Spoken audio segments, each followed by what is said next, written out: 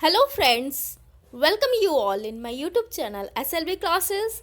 Guys, today we are going to discuss some MCQs based on teaching aptitude for NTA UGC NET JRF exam. But before starting this video, I wanted to say something about my YouTube channel SLV classes. Guys, if you really like my contents and videos, please like, share, comment and subscribe and follow me on Instagram and my Facebook group. अगर आपको मेरी videos पसंद आती है तो आप उसे like करें, शेयर करें एंड सब्सक्राइब करना ना भूलें.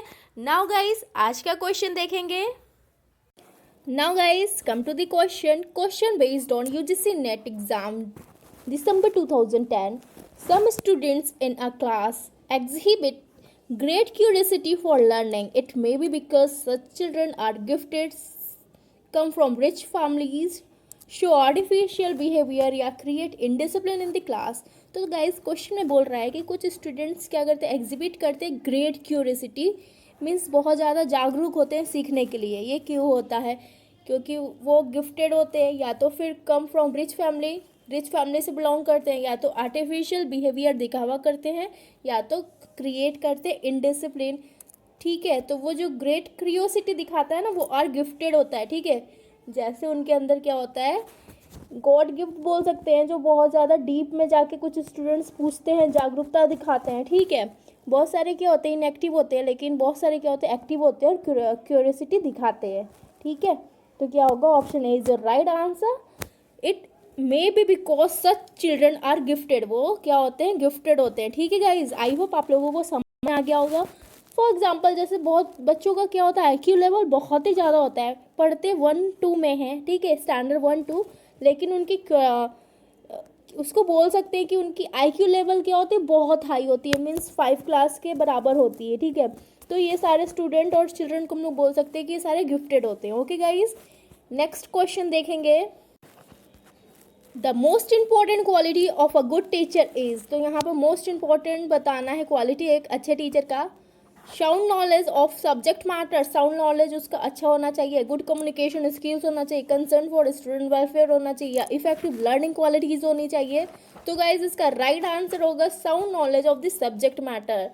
उस सब्जेक्ट पे उसे साउंड नॉलेज यानी कमांड होनी चाहिए. ठीक है, the most important quality of best teacher यही होता है, गुड टीचर यही होता है.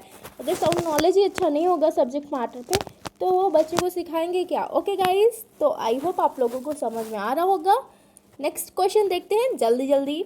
Which one of the following is appropriate in respect of teacher student relationship. तो यहाँ पर स्टूडेंट और टीचर के बीच में जो रिलेशनशिप होता है उसके लिए कौन सा एप्रोप्रिएट है.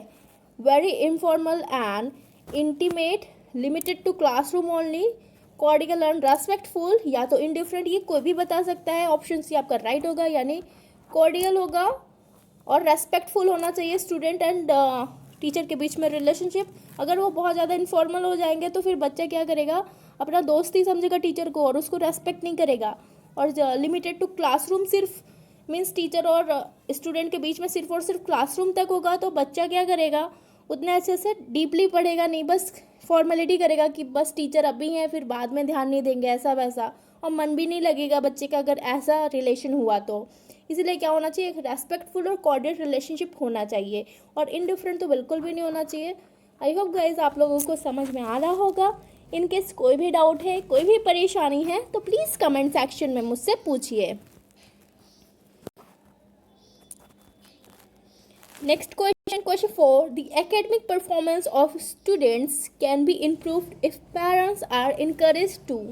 यहाँ पर एकेडमिक परफॉर्मेंस है स्टूडेंट का, उसको इम्प्रूव कैसे किया जाता है, यदि अगर पेरेंट्स उनको इनकरेज करें, supervise the work of their words.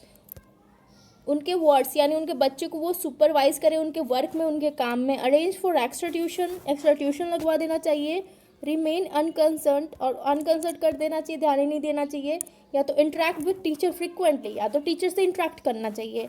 तो गाइज, यहाँ पर एकेडमिक परफॉर्मेंस के लिए स्टूडेंट को इम्प्रूव करने के लिए पेरेंट्स को क्या करना चाहिए, इनकरेज करना चाहिए और सुपरवाइज करना चाहिए उनके वर्क में. ओके, उनके कामों में. तो option A is your right answer. I hope guys आप लोगों को समझ में आ गया होगा. Next question.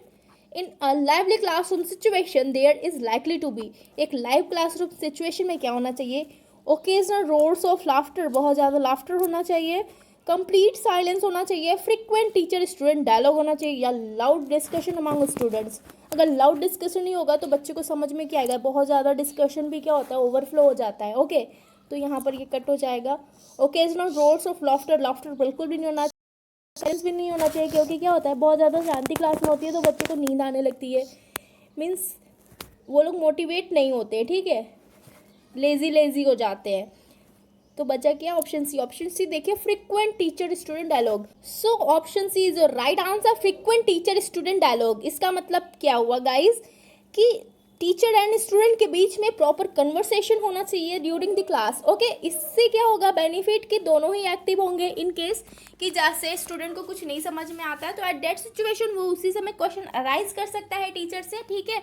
और अगर सिर्फ टीचर एक्टिव है और स्टूडेंट पैसिव है यानी एक्टिव नहीं है, तो उस सिचुएशन में स्टूडेंट को क्या समझ में आ रहा है क्या समझ में नहीं आ रहा है ये टीचर नहीं समझ पाएगा। ओके गाइज, तो इसीलिए क्या होना चाहिए, लाइवली क्लासरूम सिचुएशन में फ्रीक्वेंट टीचर स्टूडेंट डायलॉग होना चाहिए, यानी टीचर एंड स्टूडेंट के बीच में एक कन्वर्सेशन होना चाहिए, ठीक है, डायलॉग होना चाहिए, एक दूसरे से वो बात करेंगे, शेयर करेंगे, डिस्कस करेंगे प्रॉब्लम्स, ठीक है, तभी वो समझ में आएगा। ओके गाइज, आई होप आप लोगों को समझ में आ रहा होगा। इन केस कोई भी डाउट है, कोई भी परेशानी है, प्लीज़ कमेंट सेक्शन में मुझसे पूछिए। Come to the last question guys, if a parent approach the teacher to do some favor to his or her ward in the examination, the teacher should। बहुत सारे पेरेंट्स ऐसे होते हैं ना, approach करते हैं टीचर को कि वो फेवर कर दें उनके बच्चों को एग्जामिनेशन के टाइम में, या तो क्वेश्चन बता दें या तो रिजल्ट में फेवर कर दें। ओके, ऐसे भी पेरेंट्स होते हैं जो अपने बच्चों को आगे करने के लिए कुछ भी कर सकते हैं।